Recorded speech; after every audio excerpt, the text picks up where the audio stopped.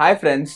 अभी हमने रिसेंटली एक एसवीएफ के बारे में वीडियो बनाया था, stromal vascular fraction for hair loss. और हमारे एक सब्सक्राइबर ने पूछा कि क्या ये प्रोसीजर पेनफुल होता है।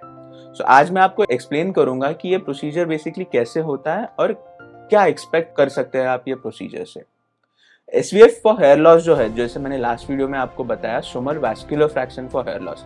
हमारे फैट जो होता है बॉडी में, वो फैट में बहुत सारे स्टेम सेल्स होते हैं, एडिपोज डिराइव्ड स्टेम सेल्स जिन्हें कहते हैं। ये इसको निकाल के प्रोसेस करके हम इसको इंजेक्ट बैक करते हैं। आपको अगर हेयर लॉस है और आप बहुत सारा इस पर रिसर्च करते हो तो आपको पीआरपी ट्रीटमेंट के बारे में पता होगा, जो हम ब्लड लेते हैं और उसमें से जो ग्रोथ फैक्टर्स होते हैं वो इंजेक्ट करते हैं। पीआरपी ट्रीटमेंट की तरह ही ये होता है, एक्सेप्ट जो ब्लड के ग्रोथ फैक्टर्स होते हैं उसके इंस्टेड ऑफ दैट हम फैट के जो स्टेम सेल्स होते हैं उसको यूज करते हैं। ये ज़्यादा प्रभावशाली होते हैं इन टर्म्स की इसमें जो ग्रोथ पोटेंशियल होते हैं या स्टिमुलेटिंग पोटेंशियल होती है वो थोड़ी ज़्यादा होती है। अभी जो मेन टेंशन लोगों को होता है कि मेरा फैट आप निकालोगे तो वो कैसे होगा, बहुत लोग उससे घबराते हैं, एप्रिहेंसिव रहते हैं। तो मैं एक्सप्लेन करता हूँ। बहुत छोटा, मतलब जो हम फैट एक्सट्रैक्ट करने के लिए कैन्यूला यूज़ करते हैं, जो पाइप यूज़ करते हैं फैट निकालने के लिए, 2 मिलीमीटर्स का होता है। अगर आप इमेजिन करोगे 2 मिलीमीटर एक बहुत छोटा थिकनेस होता है कैन्यूला का।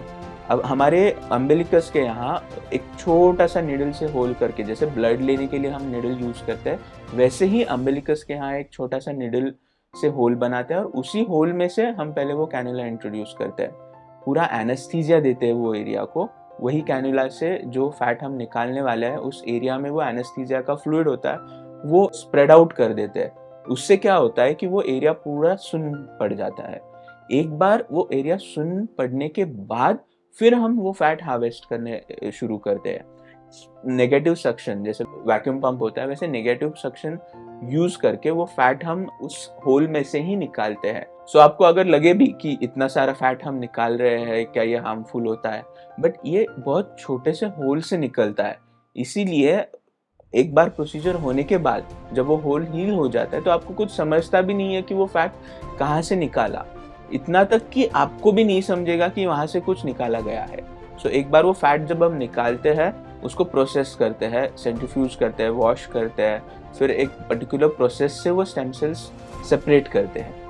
जिस एरिया से आपका वो फैट निकाला गया है उधर एक छोटा सा पट्टी होता है जो एक दिन के बाद वो भी निकालना होता है आपको, और नॉर्मल बैंडेड उस पर लगाया तो भी चलता है। इतना छोटा होल होता है वो। हीलिंग भी, क्योंकि हमारा फैट लेयर से हम निकालते हैं तो वो ऑलमोस्ट पेनलेस होता है। 1 दिन 2 दिन 3 दिन के बाद आपको समझेगा भी नहीं कि आपका उधर कोई प्रोसीजर किया गया है।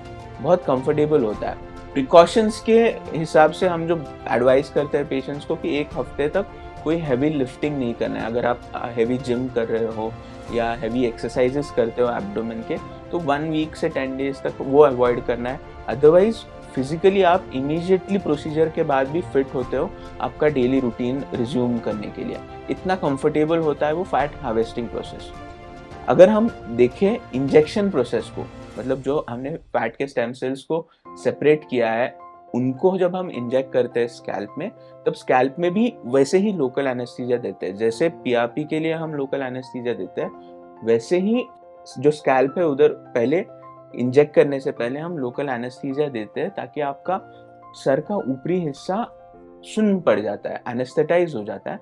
फिर हम वो फैट को इंजेक्ट करते हैं। इसलिए ये प्रोसीजर 100% कंफर्टेबल होता है, बहुत मिनिमल डिस्कम्फर्ट आपको होता है। आप बिल्कुल टेंशन मत लीजिए कि ये प्रोसीजर पेनफुल होगा। एक चीज़ आपको ध्यान रखनी चाहिए कि ये प्रोसीजर बहुत स्टेराइल वे में की जाती है, बहुत प्रिकॉशंस लेते हैं हम कि इसमें कोई भी इन्फेक्शन का चांस न हो। आपको भी वापस जाने के बाद उतना केयर लेना है कि आप क्लीन आपका बॉडी रखें।